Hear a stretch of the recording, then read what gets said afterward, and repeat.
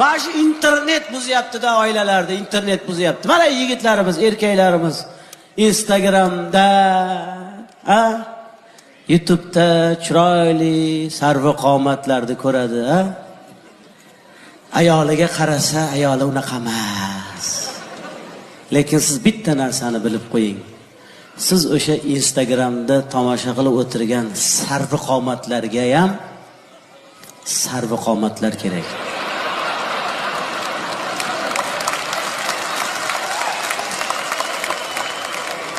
Siz o'sha ayolingizdan noligan paytingizda o'zingiz ham bitta oynaga qarab qo'ying.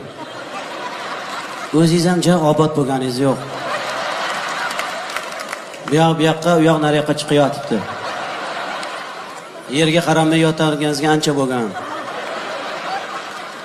Qachon oxirgi marta yerga qarab yotganingizni eslaysiz?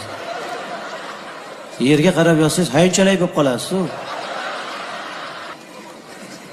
Lekin ayolingiz sizga turmush o'rtoq bo'lib kelgan paytda, u kelinlik paytini eslang, qanaqa chiroyli edi. Qanaqa sarvqomat edi. Siz ko'rayotgan o'sha sarvqomatlardan ham sarvqomat edi. Siz o'sha internetda tomosha qilib o'tirgan go'zallardan ham go'zal edi.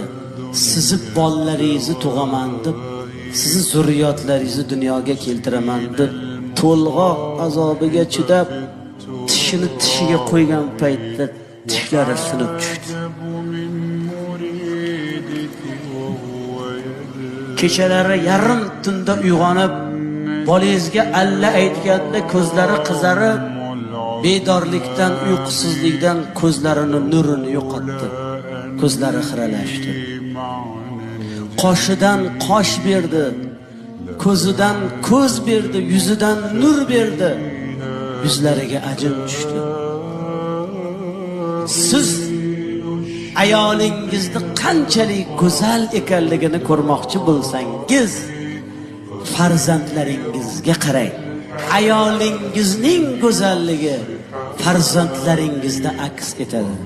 Ana endi aytingki, sizni ayolingizdan go'zali bormi? Ayol ojizami? Yo'q. Ayol mo'jiza.